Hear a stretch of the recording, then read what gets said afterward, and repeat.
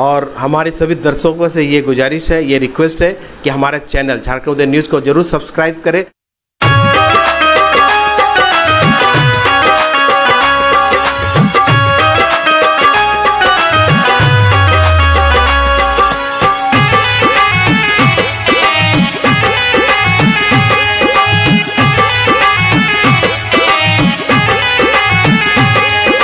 वैष्णो देवी धाम उल्दा के दूसरे वार्षिक उत्सव के मौके पर हनुमान चालीसा व्याख्यान के मौके पर आंचलिक मैदान गालुडी से एक भव्य कलश यात्रा निकाली गई, जिसमें 2500 से ज़्यादा महिलाओं ने भाग लिया।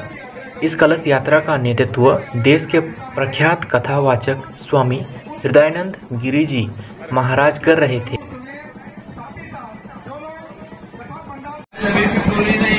अयोध्या तक आवाज जानी चाहिए, भगवान वहां विराजमान हो गए। जय श्री राम। देखो जो सबसे जोर से बोलेगा ना उसको यहाँ से पूरी बस करके ट्रेन करेंगे, पूरी सबको अयोध्या लेके जाएंगे, लेकिन पूरे जोर से बोलना पड़ेगा। आप देख रहे हैं कौन सबसे जोर से बोलेगा। जय श्री राम। अभी सभी लोग कलेश यात्रा में धीरे धीरे करके ये यात्रा अभी आंचलिक मैदान गालुडी से अपने गंतव्य श्री माता वैष्णो देवी धाम गालुडी की तरफ धीरे धीरे बढ़ रही है। सभी नगरवासी इस दिव्य यात्रा का स्वागत करें। जो भी आसपास की महिलाएं हैं इस यात्रा को चुप व्यवस्था कर सकती है। पूज्य गुरुदेव आगे आगे इस यात्रा का संचालन देख रहे हैं, उनके मार्गदर्शन में ही इस भव्य आयोजन को किया जा रहा है। समस्त वॉलंटियर से कलश लेके इस यात्रा का हिस्सा बन सकती है। श्री माता वैष्णो देवी धाम आप सभी भक्तों का हार्दिक स्वागत और अभिनंदन करता है। पूज्य गुरुदेव स्वामी हृदयानंद गिरी जी महाराज देवी यज्ञ के प्रदर्शक हैं, उन्हीं के मार्गदर्शन में ये यात्रा आगे बढ़ रही है। कृपा करके धीरे धीरे धीरे धीरे आगे बढ़ाइए। पीछे से महिलाएं आ रही हैं।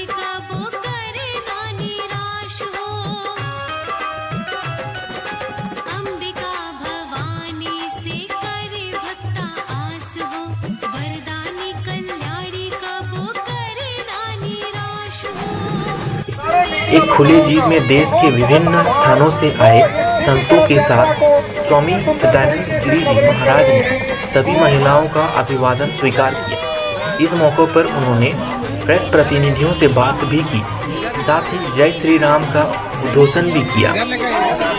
आंचलिक मैदान से महिलाएं अपने सिर पर कलश रखकर हाईवे होते हुए माता वैष्णो देवी धाम उल्टा पहुंची और यहां बने चबूतरे पर अपने अपने कलशों को रख दिया। इस संबंध में माता वैष्णो देवी धाम उल्टा के मुख्य पुजारी पंडित राहुल शास्त्री ने विस्तार से जानकारी दी। जय माता दी। आज बड़े हर्ष का विषय है कि इस द्वितीय स्थापना दिवस के अवसर पर आज हनुमान चालीसा व्याख्या जो है वो प्रारंभ होने जा रही है। आप सभी दर्शकों को माता वैष्णो देवी तरफ से जय श्री राम, जय माता दी। आज अभी कलश यात्रा थोड़ी देर में यहाँ पर पहुँचने वाली है और इसमें बहुत सारी लेडीज लोगों ने कलश उठाया है और सबके कलश की विधिवत तरीके से यहाँ व्यवस्था की जा रही है, कैसे हम रखेंगे। और उसके बाद थोड़ी देर थोड़ा सा स्वामी जी प्रवचन करेंगे, आशीष वचन देंगे। उसके बाद प्रसाद की व्यवस्था है और शाम को 4 बजे से लेकर 7 बजे तक हनुमान चालीसा व्याख्या जो है वो पूज्य पास स्वामी गुरुदेव महाराज जी और साथ में उनके साथ अन्य संत जो पधारे हुए हैं वो 4 बजे से ये कार्यक्रम जो है वो लाइव सुभारती चैनल पर भी देखा जाएगा। और सबसे आग्रह है कि भारी मात्रा में यहाँ एकत्रित होकर के यहाँ पर इस महान यज्ञ का। उधर मंदिर परिसर पहुंचने पर कलश यात्रा में शामिल महिलाओं का स्वागत भी किया गया और उन्हें जलपान भी कराया गया। इस दौरान मंदिर के मुख्य पुजारी पंडित राहुल शास्त्री द्वारा स्वामी हृदयानंद गिरी जी महाराज का भी स्वागत किया गया। इस मौके पर मंदिर परिसर में बनाए भव्य अभिषेक मंच पर स्वामी हृदयानंद गिरी जी महाराज ने विराज कर इस 9 दिवसीय आयोजन की पूरी विस्तृत जानकारी भक्तों को दी। इस मौके पर झारखंड उदय न्यूज़ ने कलश यात्रा में शामिल महिलाओं के साथ साथ माता वैष्णो देवी धाम उड़ा के संस्थापक राजकिशोर साहू, शैलेंद्र कुमार मुखिया, लाल मोहन सिंह के साथ बात की। सुनते हैं उन्होंने क्या कहा। इस मौके पर राजेश गुप्ता, राजेश कुमार गुलाटी, भूतनाथ हंसदा, उल्टा के मुखिया लाल मोहन सिंह के साथ साथ काफ़ी संख्या में माता रानी के भक्त उपस्थित थे। वहीं शाम 4 बजे से 7 तक हनुमान चालीसा व्याख्याएं स्वामी हृदयानंद गिरी जी महाराज ने प्रस्तुत किया।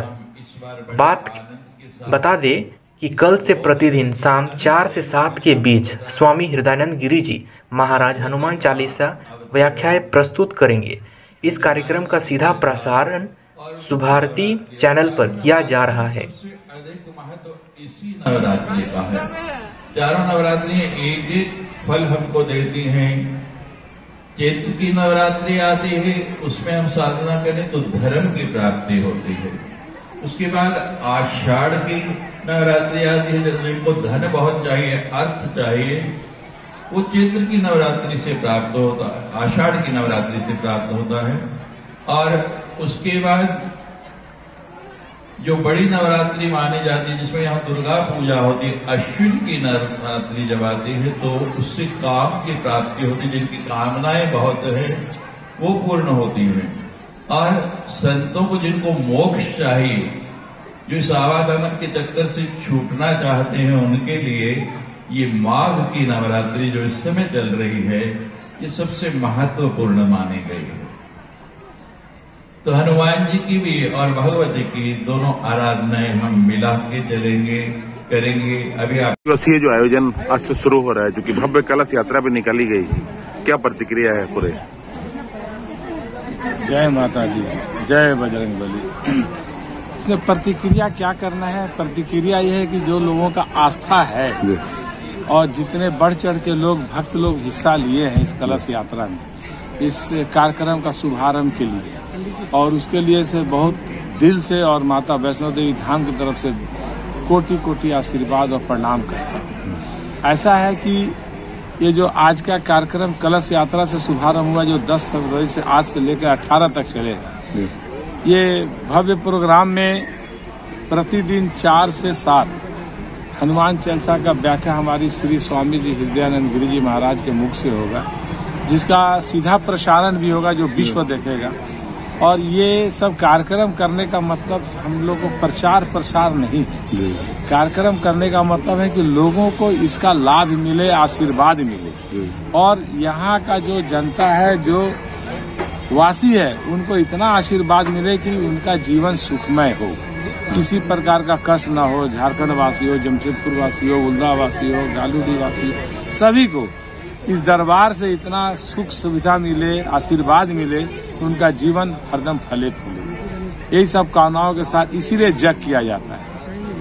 यज्ञ का मतलब ही होता है यज्ञ करने, जहाँ यज्ञ होता है वहाँ से दूर दूर किलोमीटर तक जो है ना, वहाँ एकदम शांति और खुशहाली आती है। इसीलिए हम लोग यज्ञ का व्यवस्था करते हैं, और माता रानी की कृपा से स्थापना दिवस जो हम लोग मना रहे हैं वो एक यज्ञ का रूप में ही करते हैं। जय माता। बाकी मुखिया जी बोलेंगे।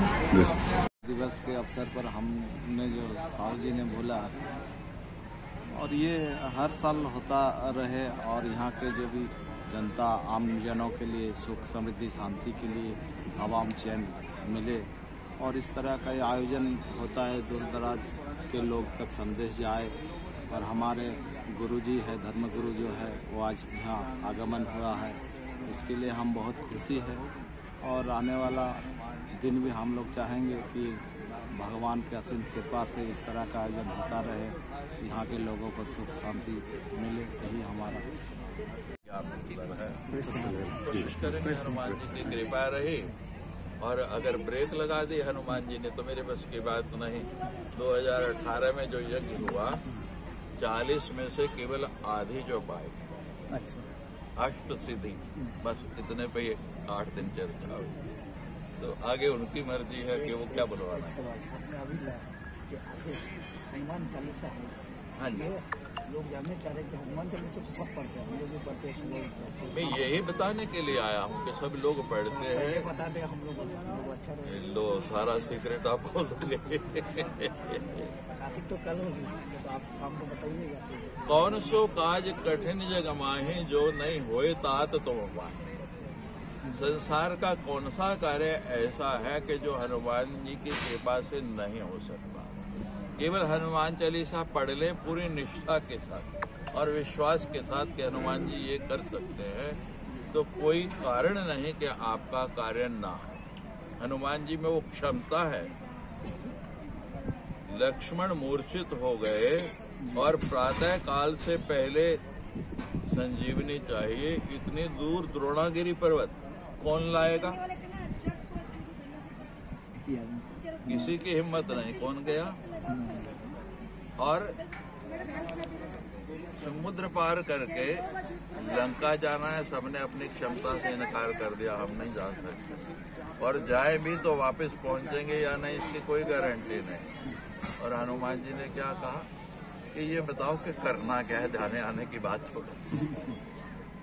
तो हनुमान जी वो चरित्र हैं जो कोई भी कार्य है, कुछ भी है, उनके द्वारा हो सकता है। आप जो भावना रख के, हम कहते हैं 9 दिन आओ, पूरी श्रद्धा से सुनो, उसको समझो, और अगर उसके बाद आपका कार्य ना हो तो हम वो सिद्धि साखी गौरी ऐसा तो वही। स्वामी जी, उल्ला जैसे जगह में आप लक्ष्मण देवी मंदिर स्थापना कर दिए, झारखंड वासियों क्या कहना चाहेंगे? नहीं किया, गलत बात मैंने नहीं की। ब्रिज बने आपने, मैं तो माध्यम बना हूँ। भगवती को यहाँ आना था, उनको स्थापित होना था। मैंने पहली बार कहा कि यहाँ भगवती की चिबुक गिरी थी, जो मुझे अनुभूति हुई जब मैं यहाँ पहली बार आया। ये खाली जमीन थी, तो मैं कहा यहाँ क्यों ऐसे प्रेरणा हो रही, और मैंने तो इस जगह का नाम नहीं सुना, यहाँ क्यों आ रहे। तो मैंने पहली प्रेस कॉन्फ्रेंस में बोला था कि सती के जो अंग जहाँ जहाँ गिरे, तो यहाँ ऐसी क्या बात है।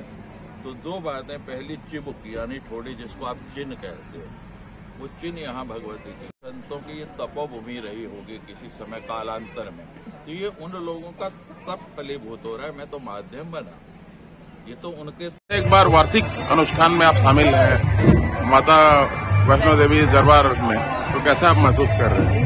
बहुत ही गौरवित महसूस कर रहे हैं कि इस बार भी जो है हमारे गालूडी परिषद में इतना भव्य आयोजन है, और गुरुजी जो है आए हुए हैं जम्मू से, और बस मेन है कि ये प्रोग्राम बहुत अच्छा से सफल हो और भी जितने भी हमारे भक्तगण है इससे ज्यादा लोग जुड़े और इस कार्यक्रम में मतलब बहुत सबका जो है मान सम्मान और ये हमारा जो इतना छोटा क्षेत्र में जो है इतना बड़ा भव्य आयोजन हो रहा है और इतने लोग जो है जुड़े हुए हैं। तो देखिए आप जादूगढ़ा से हैं, कलश यात्रा में आप भाग लेने आए हुए हैं, तो क्या और भी आपके साथ और भी कुछ लोग जादूगढ़ा लोग आए हुए हैं और वो लोग तो 7 बजे से ही है, कार्यक्रम 9 बजे से शुरू होने वाला है, वो लोग 7 बजे से ही यहाँ शामिल हैं। तो उसके बाद जो 8 या 9 दिवसीय जो आयोजन है शाम में, उसमें भी आप लोग लगातार भाग लेंगे? हाँ, सभी जो है सब बढ़ चढ़ कर हिस्सा ले रहे हैं। तो आपके साथ और कौन कौन जादूगढ़ा से हैं? जादूगढ़ा अब ये है और भी बहुत लोग आए हुए हैं जो कि कलश में वो 24 घंटे उनका चमर ढोड़ाती है माँ लक्ष्मी श्रीयंत्र महारानी का। तो पहला स्वरूप माँ का श्रीयंत्र के रूप में है, द्वितीय स्वरूप में वृंदावन बिहारी लाल और राधा रानी जो युगल जोड़ी है, राधा रानी के रूप में माँ विराजमान है। तीसरे स्वरूप में माँ महालक्ष्मी, महासरस्वती, महाकाली, ये तीनों स्वरूप माँ के पिंडी स्वरूप में यहाँ पर हैं, जो कि त्रिकुटा पर्वत का ही अंश है। और पूज्य पुजारी स्वामी अमीचंद जी महाराज जो वैष्णो देवी धाम के मुख्य पुजारी जी थे, उनके ही करकमलों द्वारा प्रथम आरती और इस मंदिर का शुभारंभ किया गया था। साथ ही साथ अगला स्वरूप जो माँ का है वो माँ त्रिनयना के रूप में है। इसके बाद माँ ज्वाला देवी के रूप में विराजमान है, जो हिमाचल प्रदेश में कांगड़ा डिस्ट्रिक्ट में ज्वाला देवी का आयोजन होगा। साथ ही साथ बाहर से बहुत सारे कलाकार आ रहे हैं जो अपनी प्रस्तुतियां देंगे, जो कि विश्व स्तर के कलाकार हैं। और मैं यहाँ के सभी लोगों से आग्रह करूंगा कि ज्यादा से ज्यादा लोगों तक ये खबर पहुंचाएं और वो लोग इस सुंदर प्रोग्राम का हिस्सा बन सकें। कल में सुबह जब हिरन जागता है तो सोचता है आज अगर मैं जी जान से नहीं भागा तो मारा जाऊंगा। उसी सुबह एक शेर सुबह जब हिरन जागता है तो सोचता है आज अगर जी जान से नहीं भागा, आज अगर मैं जी जान से नहीं भूखा मर जाऊंगा तो मारा जाऊंगा। उसी सुबह एक शेर जागता है और सोचना तो पड़ेगा। जंगल में सुबह जब हिरन जागता है तो सोचता है आज अगर मैं जी जान से नहीं भागा तो मारा जाऊंगा। उसी सुबह एक शेर जागता है और सोचता है